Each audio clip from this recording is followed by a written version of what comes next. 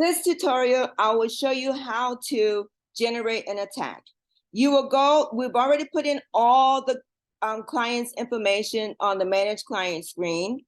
So we're good to go with that. We don't have to worry about it. We already inputted the credit report. We already have the documents uploaded. Now we're ready to create an attack. We're going to go to the work area. Once you get to the work area, you choose go to attack area.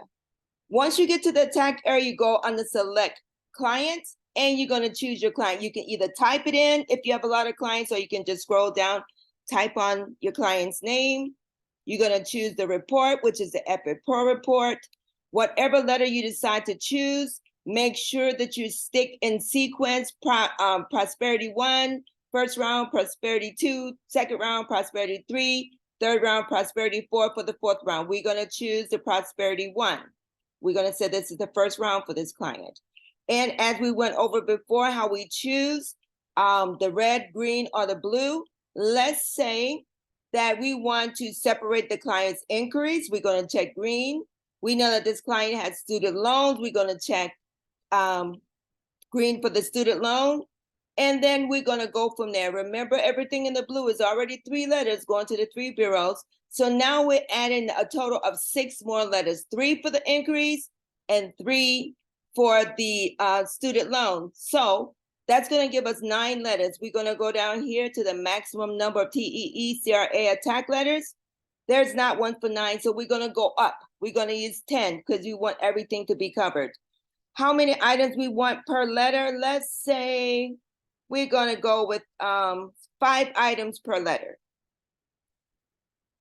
And then for the default, for the maximum number of other CRA attack letters, I always use 0 as your choice.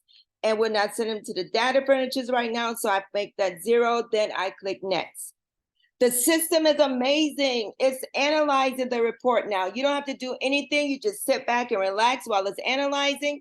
When you see this box pop up, it's letting you know that content box 6, 9, 11, and 13 does not have a verifiable data furniture. But we're not sending the letters to the data furnitures right now, so we can go ahead and click OK. We're only sending them to the credit bureaus. Still analyzing, you could just sit back and relax. Now it's done.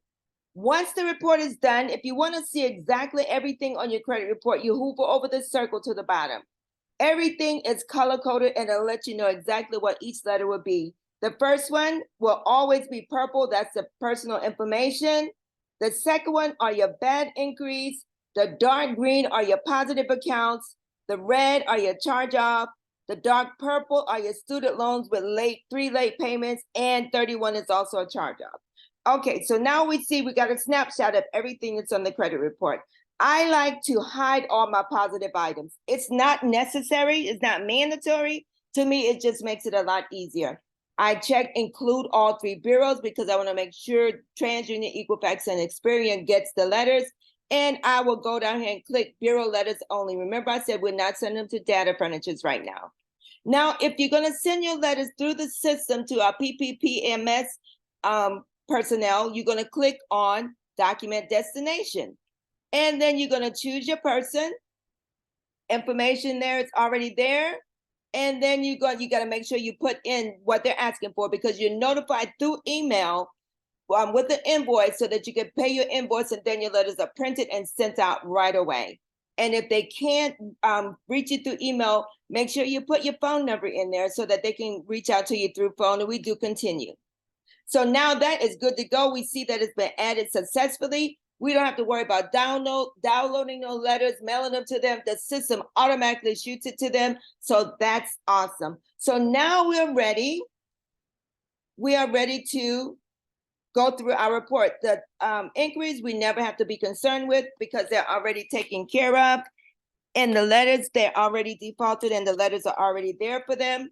So now we're going to just start with number 27.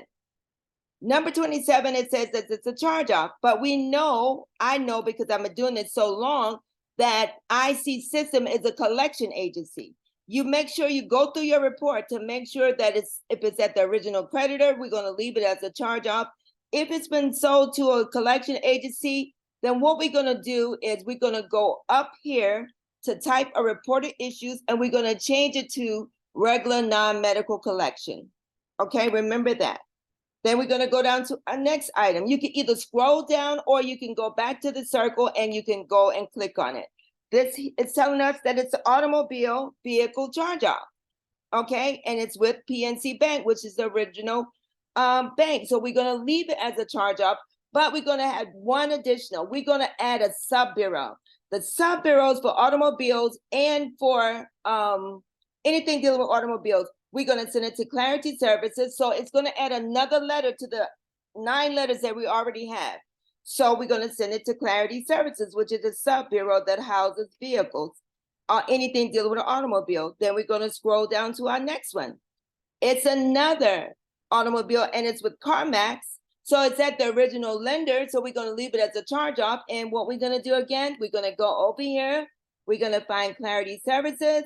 We're going to check it. Boom, there you go. Then we're going to scroll down to our next one. It's always a best practice to go through each credit report to make sure and see what it is. We see here that is a student loan with 3+ payments. What we're gonna do, we're gonna open up, right here, you can open up the credit report and see. We're gonna scroll through the credit report all the way down to the bottom, and we're gonna see if it really has 3+ lates to see if we need to change the type of reported issue. And right here, we see that it has 1, 2, 3, 4. So the system chose the right letter for that. It's the student loan derogatory lates with 3+ payments. So we're done with that. Let's scroll down to our next one. And this one is JP Card Services. We know that this is the original data furniture, so we're gonna leave it as a charge off. Now we're done. There's nothing else down here to attack. So what we're gonna do, we're gonna click on top, or you can scroll back to the top, and we're gonna click on generate letters. Once the letter is generated, you don't have to download it to mail it to anyone. It's going to go directly to the person you chose to print them, and you are good to go. That is how you generate an attack in our software.